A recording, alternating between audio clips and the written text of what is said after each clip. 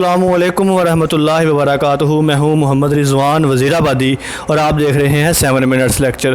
آج کے اس لیکچر میں علامہ اقبال کی لکھی ہوئی نظم پیغام ہم نے پڑھنی ہے، تو آئیے چلتے ہیں ہمارے لیکچر کی طرف۔ لیکن اگر اس سے پہلے ابھی تک آپ نے ہمارا یوٹیوب چینل سبسکرائب نہیں کیا تو ہمارے یوٹیوب چینل 7 منٹس لیکچر کو سبسکرائب کر دیں تاکہ ہماری ہر آنے والی نئی ویڈیو آپ تک پہنچ سکے۔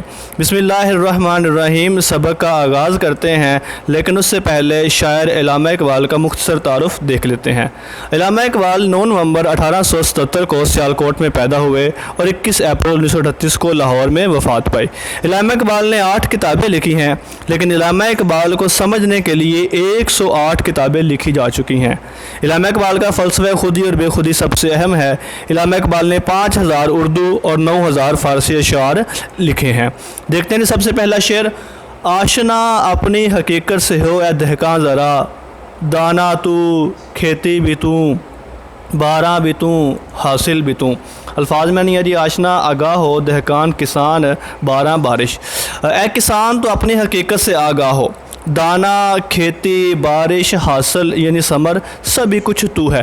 ہر چیز انسان کے اندر ہے۔ جب تک انسان اپنے آپ کو نہیں پہچان لیتا تب تک وہ دنیا کو نہیں پہچان سکتا۔ دیکھیں نا، ایک کسان کی مثال کے ذریعے سمجھایا گیا ہے۔ کسان نے دانا بھی خود ڈالنا ہے، اس نے کھیتی میں ہل بھی خود چلانا ہے، بارش کے لیے پانی کا انتظام بھی خود اسی نے کرنا ہے، اور آخر بار پھل بھی اسی کو ملنا ہے۔ علامہ اقبال ایک دوسرے شعر میں کہتے ہیں کہ اپنی اصلیت سے ہو آگاہ ہے غافل کہ تو قطرہ ہے لیکن مثالِ بحر بے پایاں بھی ہے۔ اور ایک شعر میں کہا کہ نہ تو زمین کے لیے ہے نہ آسماں کے لیے، جہاں ہے تیرے لیے تو نہیں جہاں کے لیے۔ تو علامہ اقبال اصل میں اس شعر میں یہ کہنا چاہ رہے ہیں کہ اپنے آپ کو سب سے پہلے پہچاننا بڑا ضروری ہے، اور ایک کسان کی مثال دی گئی ہے۔ دوسرا شعر دیکھیے جی: آہ کس کی جستجو آوارہ رکھتی ہے تجھے، راہ تو راہ رو بھی تو رہبر بھی تو منزل بھی تو۔ آہ کا مطلب ہوتا ہے افسوس، جستجو تلاش، راہ رو مسافر کو کہتے ہیں۔ افسوس، تجھے کس کی تلاش بھٹکائے پھرتی ہے، تو ہی راستہ ہے، تو ہی مسافر ہے، رہنما اور منزل بھی تو ہی ہے۔ یہاں پر دوسری ایک مثال، پہلے شعر میں کسان کی مثال تھی، یہاں پر مسافر کی مثال ہے۔ اب دیکھیں، مسافر منزل کی تلاش میں نکلتا ہے تو وہ راستہ کسی سے پوچھتا ہے تاکہ اپنی منزل تک وہ پہنچ سکے۔ تو علامہ اقبال کہہ رہے ہیں کہ اے انسان، تو نے جس منزل پر جانا ہے تو وہ منزل ہی خود ہے۔ تجھے خود اپنے آپ کو پہچاننا پڑے گا، تجھے جس تک پہنچنا ہے وہ تو خود ہی ہے۔ مراد اپنے آپ کو پہچاننا ہے کہ جب تک تو اپنے آپ کو نہیں پہچانے گا، جیسے کہ وہ شعر ہے کہ تو اگر اپنی حقیقت سے خبردار رہے، کہ تو اگر اپنی حقیقت سے خبردار رہے، نہ سیاہ روز رہے پھر نہ سیاہ کار رہے، کہ جب تک تو اپنے آپ کو نہیں پہچانے گا تجھے دنیا نہیں مل سکتی۔ جب تک آپ اپنے آپ کو نہیں پہچانیں گے آپ دنیا میں آگے نہیں بڑھ سکتے۔ تیسرا شعر دیکھیے جی: کانپتا ہے دل تیرا اندیشہ طوفان سے کیا، نہ خدا تو بحر تو کشتی بھی تو ساحل بھی تو۔ کانپتا ہے، ڈرتا ہے، نہ خدا ملاح کو کہتے ہیں، کشتی چلانے والا، جس کو انگلش میں سیلر کہتے ہیں۔ تیرا دل طوفان کے خوف سے کیوں کانپ رہا ہے، ملاح، سمندر، کشتی، ساحل سبھی کچھ تو ہی تو ہے۔ اب دیکھیں، یہاں پر ایک سیلر کی، ایک آپ کہہ لیں ملاح کی مثال دی گئی ہے کہ ایک بندہ سمندر میں سفر کر رہا ہے تو وہ طوفان سے ڈر رہا ہے۔ علامہ اقبال کہہ رہے ہیں کہ تو طوفان سے کیوں ڈرتا ہے، تو خود طوفان ہے۔ تو کشتی سے کیوں ڈرتا ہے کہ تیری کشتی ٹھیک ہے یا نہیں ہے، یہ خراب ہے۔ علامہ اقبال کہتے ہیں تو خود کشتی ہے، اور تجھے اس بات کا کیا ڈر ہے کہ ساحل پر پہنچیں گے یا نہیں پہنچیں گے، تو خود ساحل ہے۔ تو کسی کے سہاروں پر کیوں رہتا ہے؟ وہ ناظر شہدری صاحب کا شعر ہے کہ جو سفینے چلیں سہاروں پر، جو سفینے چلیں سہاروں پر، غرق کر دو انہیں کناروں پر، کہ تو کسی کے سہاروں کی تلاش میں نہ رہ۔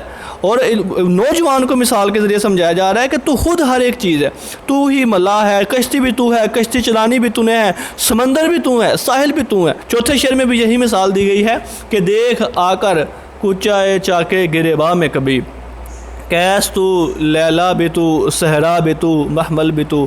کوچا گلی کو کہتے ہیں، چاکے گریباں پھٹا ہوا گریبان، محمل کجاوا۔ اے شاعر، کبھی اس شاخ کے اجتماع میں بھی پہنچ کر دیکھ، وہاں تجھے پتہ چلے گا کہ کیس اور لیلا بھی تو ہے، جس کجاوا میں لیلا سوار ہوتی تھی وہ بھی تو ہے، اور وہ صحرا بھی تو ہے جس میں تو مارا مارا پھرتا ہے۔ یہاں پر لیلا مجنوں کے قصے کو بیان کیا گیا ہے کہ جب لیلا نے اس کو ٹھکرا دیا تو مجنوں جس کا نام قیس تھا وہ صحراؤں میں بھٹکتا پھرتا تھا، اور جو لیلا تھی وہ محمل میں سفر کرتی تھی۔ تو علامہ اقبال کہہ رہے ہیں کہ دیکھو اب وہ ایک دوسرے کے لیے تڑپ رہے ہیں، محمل وہ جس میں وہ بیٹھی ہوئی ہے، وہ مجنوں جو ہے وہ اس کے پیچھے بھٹک رہا ہے۔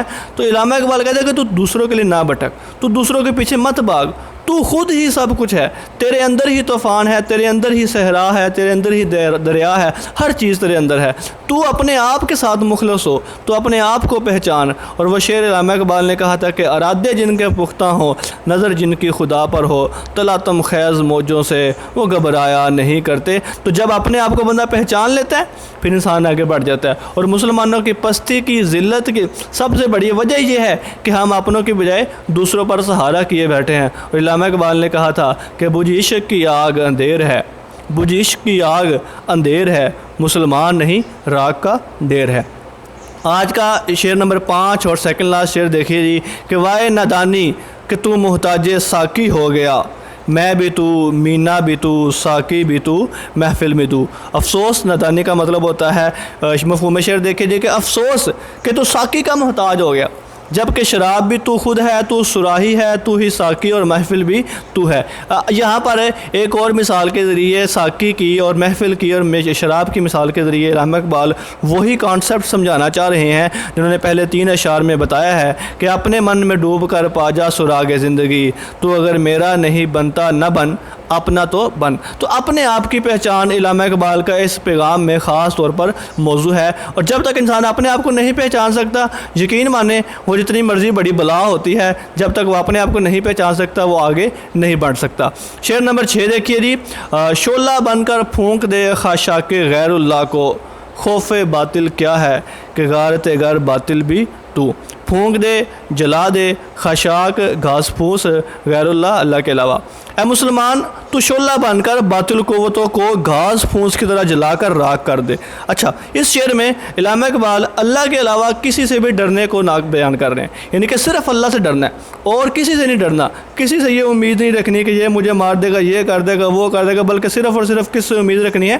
اللہ کی ذات سے رکھنی ہے۔ وہ شعر ہے کہ توحید کی امانت سینوں میں ہے ہمارے، آسان نہیں مٹانا نام و نشاں ہمارا۔ اور شرک ایک ایسا گناہ ہے کہ اللہ تعالیٰ فرماتے ہیں کہ ان اللہ لا یغفر ان یشرک بہ ویغفر ما دون ذلک لمن یشاء۔ اللہ شرک معاف نہیں کرتے، چاہے اس کے علاوہ جو مرضی گناہ معاف کر دیں۔ تو شرک کیا ہوتا ہے کہ اللہ کے علاوہ کسی اور سے امید نہیں رکھنی اور کسی سے ڈرنا نہیں ہے، صرف اسی سے ڈرنا ہے۔ لاسٹ پہ جی، بے خبر تو جوہر آئینہ ایام ہے، تو زمانے میں خدا کا آخری پیغام ہے۔ جوہر خوبی، اے بے خبر مسلمان تو زمانے کے آئینے کی چمک دمک ہے، تو زمانے میں خدا کا آخری پیغام ہے۔ انسان اپنے آپ کو اگر پہچان لے، انسان اللہ کا لاسٹ میسج ہے، جیسا کہ سورہ بقرہ میں فرمایا آیت نمبر 30 میں کہ انی جاعل فی الارض خلیفہ، کہ اللہ نے انسان کو زمین میں اپنا خلیفہ بنا کر بھیجا ہے، اور وہ کیا ہے؟ وہ انسان ہے۔ مکان فانی مکی آنی، ازل تیرا ابد تیرا، خدا کا آخری پیغام ہے تو جاویدہ تو ہے۔ تو اسی کے ساتھ ہی تشریح مکمل ہوتی ہے، یہ خلاصہ ہے، اس کا اسکرین شاٹ لے لیجئے، اور اسی کے ساتھ ہمارا سبق مکمل ہوتا ہے۔ امید ہے آپ کو یہ لیکچر پسند آیا ہوگا۔ آپ کی سماعتوں کا بہت بہت شکریہ۔ اللہ حافظ و ناصر۔